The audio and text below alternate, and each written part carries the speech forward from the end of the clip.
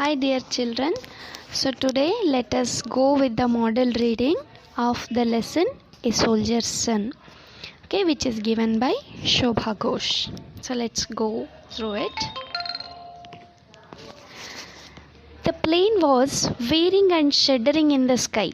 It was losing height rapidly and hurtling towards Earth. It would be a matter of minutes before it crashed. A figure fell out of the fairy object that was plummeting down to Earth. A white structure mushroomed and opened like a flower in the sky, and the man floated gently down with the wind to the ground. A small boy, 10 or 12 years old, had been watching the plane for some time. The boy emerged from the clump of trees. He had seen the plane shot down by the enemy fire and the pilot parachuted down from the flaming plane. He came out from the darkness of the trees and reached the wounded pilot. "Come with me, sir. The enemy will be here any minute. There's no time to lose. There is an army camp nearby. You will be safe there." The pilot staggered, tried to take 2 or 3 steps, but collapsed to the ground. "I can't walk. My legs are probably fractured. Can you do something for me?" The child could see it was with a great effort that the man could talk. "Yes, sir, I will do anything you want." "You are small. Better don't take a chance," he muttered under his breath. "Not a chance, sir. A certainty." "What do you want me to do?" The man's hands were bleeding. He fumbled inside his pocket and took out the packet of papers. "Take this to the commanding officer of the army unit," he said. "Tell him this must reach the Air Force Station Ambala by tonight. Tell him to take care of it and make sure it reaches Ambala on time. Now run for your life. You must avoid the enemy. Will you be able to do it?" "Yes, sir, I will do it. But you? The enemy will catch you." "Don't worry about me. I can escape. I will try and distract them. You run and hand over the packet." "Yes, sir," said the boy with a smart salute. The man could not help smiling, although he was grimacing with the pain of his injuries.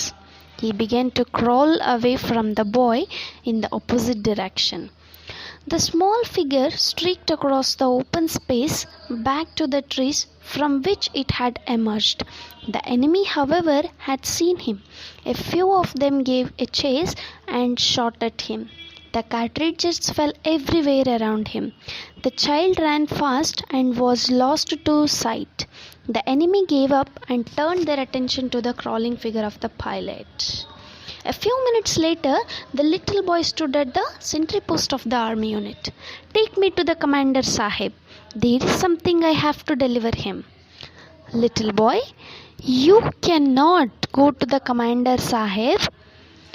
No one is allowed to go to his room unless it is very important." "What I have is very important. It is from the pilot whose plane was just shot down." "You mean the plane that just crashed?" "A rescue party has gone to look for him." "Yes, I have gone there to bring him back to safety. The enemy was after him. He was injured and couldn't walk. He gave me a packet. I must guide the commanding officer to the officer and show him where the enemy lines are." The sentry spoke in the field telephone. A sipahi came to the sentry post and took the boy to the commander, Sahib. "Who are you, and why did you want to see me?" the commanding officer asked. "My name is Makbul Butt. My father was awarded a medal for bravery. He died fighting for the nation. My mother and I live here now. I was watching the plane when I heard an anti-craft gun fire and saw the plane become unsteady. I saw him fall to the ground. I knew I must save him. The enemy was just a little distance away. I ran to bring him back by shortcut. When I reached him, I found that he could not walk. He was bleeding profusely. He told me not to worry about him, but to try and get this packet to you and tell you that it must reach Ambala tonight. It is very important." Son, weren't you afraid of the enemy? My father told me never to be afraid of the enemy. They can't do anything if our number is not written on the bullet. Good, you are indeed the brave son of a brave soldier. Has the enemy been able to catch the pilot? I don't know, sir. I couldn't wait to see. I had to carry out my orders first. I know where he fell. I also know where the enemy lines are. I can guide you to it by a shortcut so that you can intercept them and cut off their retreat. We must go at once, sir. The enemy came on foot.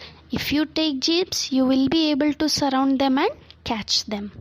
Instructions noted, sir. Action will be taken, smiled the commanding officer.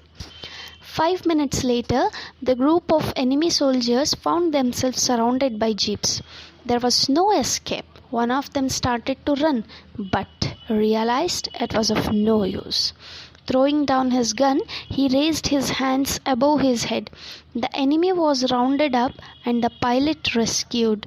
He was bleeding, for he had been dragged along when he failed to rise and walk, even when prodded with bayonets. He was muttering something incoherently. Boy, packet. He could say no more. The pilot was taken to the military hospital at once. Makbul, thank you, my brave son. Now you must be taken home. Your mother will be worried about you. I am Makbul Bhatt, son of India. This is my land and these are my brothers.